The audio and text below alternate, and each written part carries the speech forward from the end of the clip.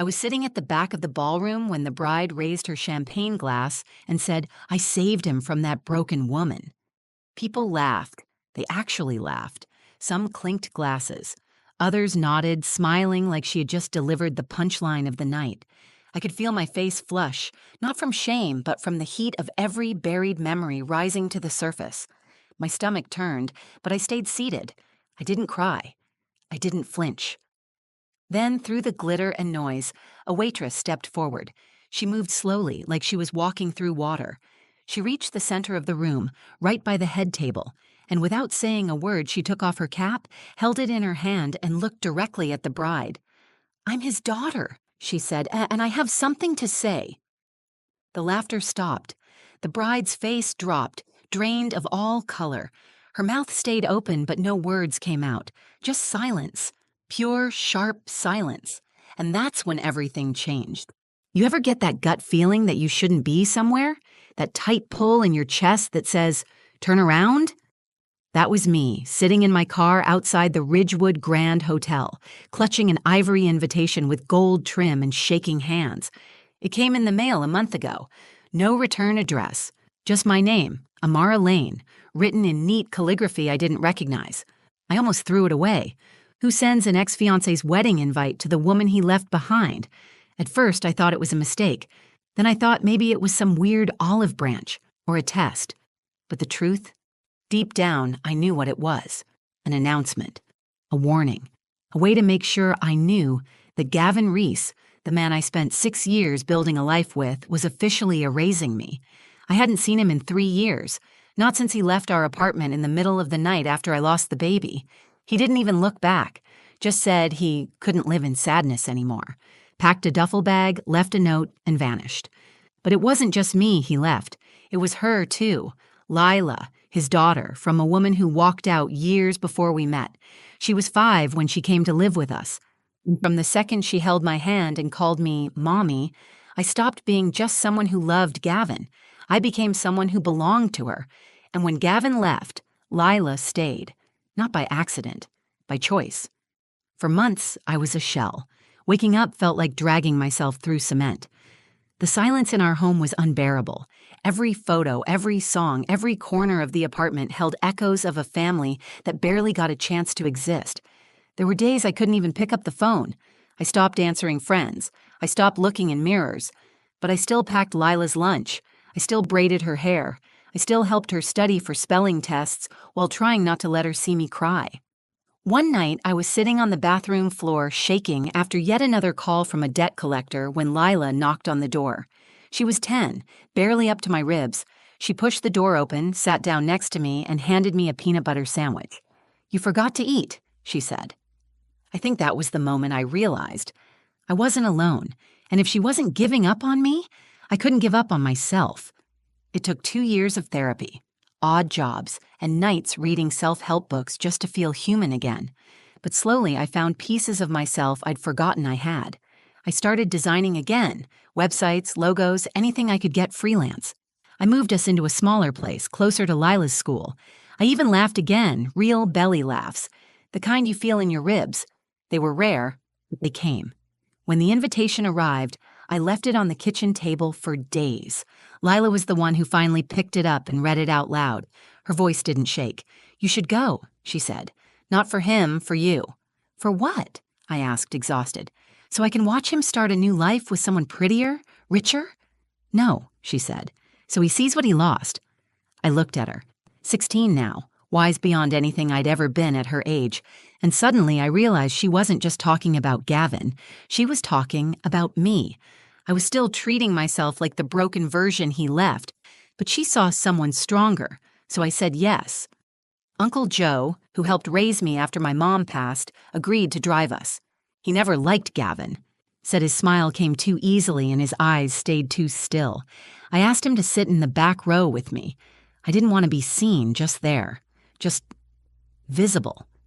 I didn't know what I was walking into. I expected awkwardness, maybe a few whispers.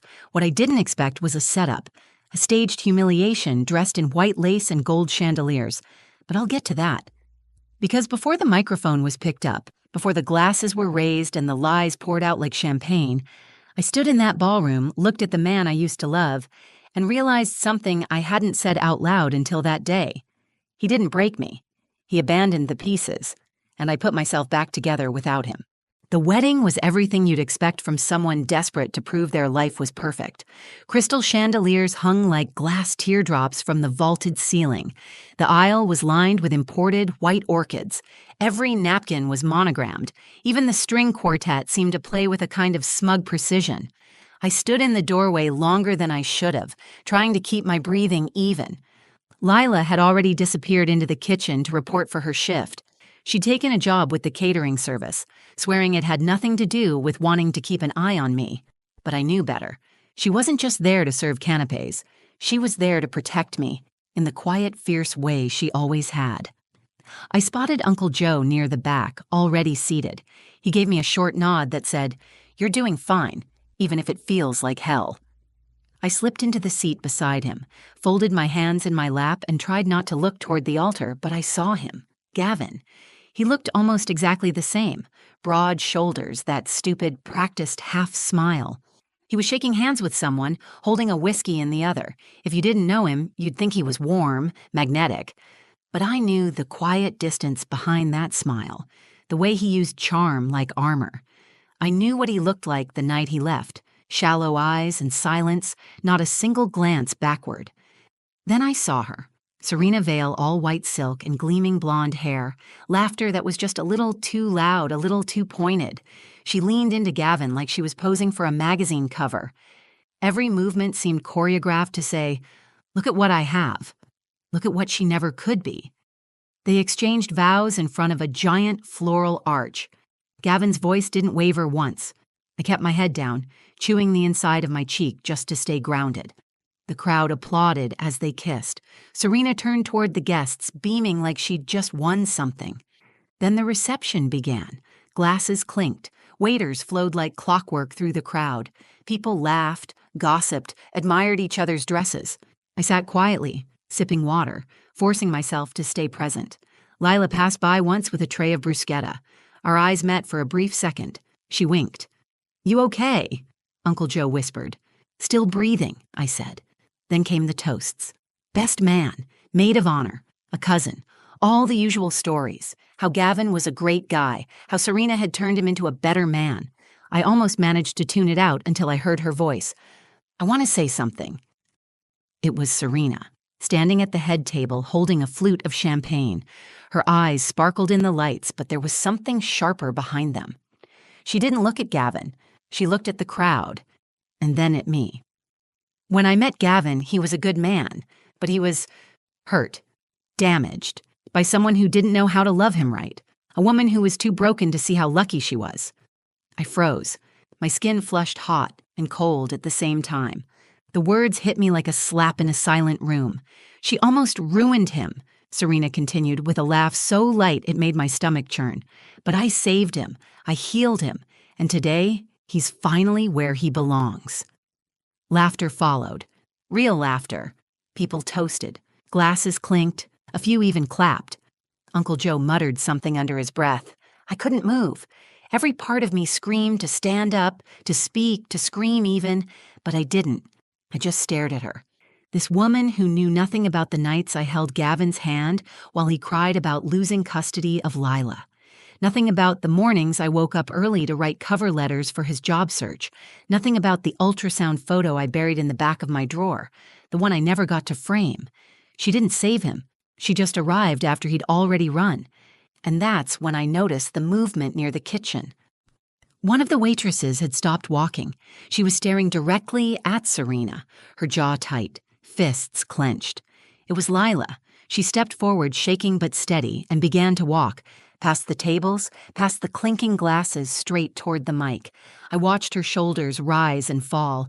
Then she took off her server's cap, held it in her hand, and said in a voice louder than I'd ever heard from her, "I'm his daughter, and I have something to say." The room fell dead silent, and I knew, in that moment, the night was far from over. "I'm his daughter, and I have something to say." Lila's voice cut through the room like glass on polished marble. Every champagne flute froze mid-air. Every conversation stopped mid-sentence. The silence was thick, confused, electric. People turned in their chairs. Some whispered. Serena's smile twitched, her hand still frozen around her glass. Gavin turned slowly in his seat, staring at the girl in the black apron and white button-up shirt who had just unmasked every lie he'd built this night upon. Lila stood beside the dance floor, her cap clutched tightly in her hands. Her curls had fallen loose from her bun.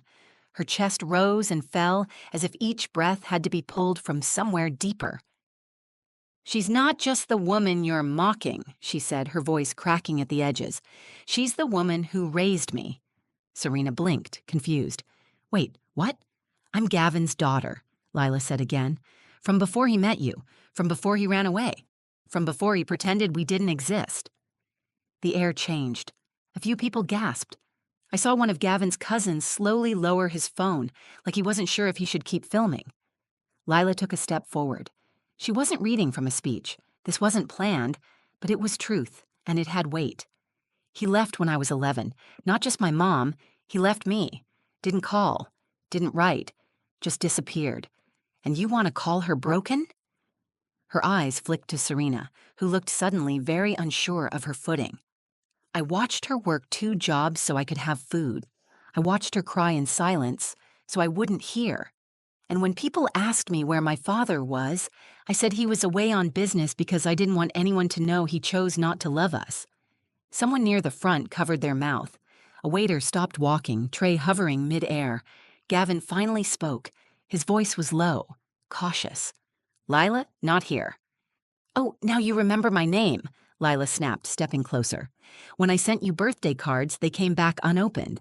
When I emailed you to say I missed you, you didn't reply. You didn't even block me, you just ignored me. And now you're standing here letting this woman talk about my mom like she's trash?" He looked at me then, and for the first time his expression cracked. I didn't feel pity. I didn't feel revenge. I felt clarity. I wasn't the one who should be ashamed. "She didn't break you," Lila continued, her voice shaking but rising. "You broke yourself, and then you tried to bury us like we didn't exist." Serena looked around, eyes darting for support but found none. She turned back to Gavin. "Is this true?" He didn't answer. He just stared at his daughter like a stranger had walked in wearing his last chance. Lila walked toward me. Every step she took felt like a thunderclap in my chest. She reached for my hand. I stood, my fingers wrapped around hers, and in that small gesture, something inside me that had been dormant began to stir. Not rage, not bitterness, power. "She didn't come here to fight," Lila said, turning back toward the crowd. "She came here because I told her to, because I wanted her to see that she doesn't need to hide anymore." Then she looked straight at Serena, calm, steady. "She doesn't need to be invited into a room to belong in it, and no one gets to rewrite our story to make themselves look better." The room held its breath. Serena's hand trembled around her champagne flute.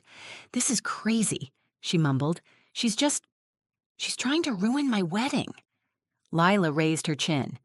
"You ruined it the second you built it on lies." Then she turned and walked away, pulling me with her. The crowd slowly parted. Whispers rose like smoke. No one stopped us. No one dared. Behind me, I heard Gavin call out once, "Lila!" But she didn't even turn. Outside, the air was cool and still. Lila exhaled hard, like she'd been holding in the truth her whole life. She looked up at me, teary-eyed but smiling. "I wasn't going to let her humiliate you," she said. "Not after everything." "You didn't have to do that," I whispered. "Yes," she said. "I did. You saved me. It was time I returned the favor." And in that moment, I realized the strongest love stories aren't always romantic. Some are built in silence, in healing, in survival. Some are born the moment a child decides to protect the person who never stopped protecting them. We hadn't even made it halfway down the hallway when someone behind us called out, sharp and panicked. "Wait!" It was Serena. She'd followed us out of the ballroom, dress trailing like a shredded veil of pride behind her. Her perfect curls bounced as she quickened her steps, but she didn't look perfect anymore. Her mascara had begun to smudge. Her hands were shaking. For the first time that night, she looked real and scared. Lila turned around first. I stayed still, unsure what this woman could possibly say that would matter now. "You can't just do that," Serena snapped. "You can't just hijack my wedding and humiliate us." "Us?" Lila said, eyebrows raised. "I didn't say anything that wasn't true." "You could have handled it privately." "No," I said, stepping forward. "You could have handled it privately, but instead you stood in a room full of strangers and tried to turn me into a villain." Serena blinked. Her eyes darted between us, looking for some foothold she'd lost. "I didn't know he had a daughter. I didn't know he—" "Did you ask?" Lila interrupted. "Or did you just believe the story that made you feel superior?" Serena opened her mouth. Nothing came out. Then Gavin appeared behind her, his jacket unbuttoned, tie hanging loose. His expression was different now, not cold, not composed, just exposed. "Lila," he said, quieter this time, "I never meant for this to happen." She turned to him slowly. "Which part? Me being born? You abandoning me? Or watching someone else raise me while you vanished?" He flinched. "I thought I was protecting you," he mumbled. "You thought disappearing was protection." He looked at me then, the first direct eye contact since we'd arrived. "I was broken, Amara," he said. "You know I was." "I was too," I answered, "but I didn't leave." And there it was. The sentence that changed the air between us. Because no matter how many years had passed, no matter how many ways he tried to reframe it, he knew it was true. He ran. I stayed. "I can't take it back," he said quietly. "No," I said. "You can't." Lila's voice broke the silence again. "You know what I used to tell myself? That you were dead. That maybe something happened to you and that's why you didn't come. Because the truth, that you were alive and just didn't care, was worse." Gavin's mouth opened, then closed again. He looked down at the floor, at his feet, at the trail of choices he'd tried to forget. And then something happened I didn't expect. Lila stepped forward. She didn't scream. She didn't run. She just looked him in the eye and said, "I forgive you." He looked up, startled.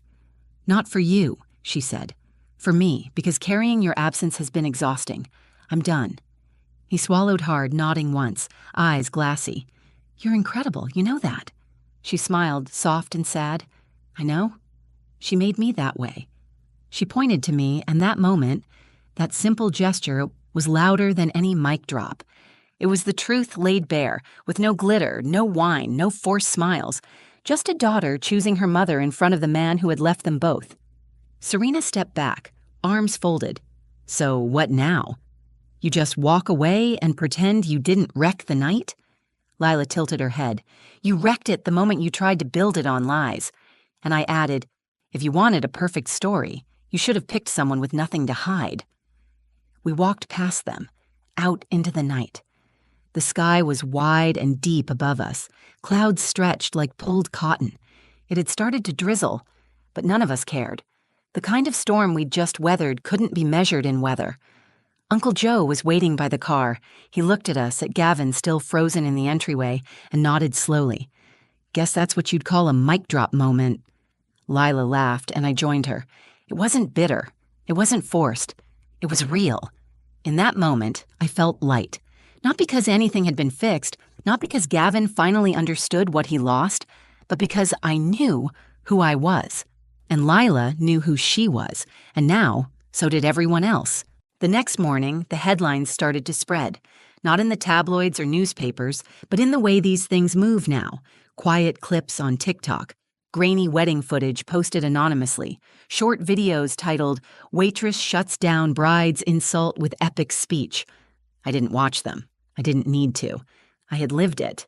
People messaged me, friends I hadn't heard from in years. Some apologized for losing touch when things fell apart. Others just said, "You were so brave." But the funny thing is, I didn't feel brave.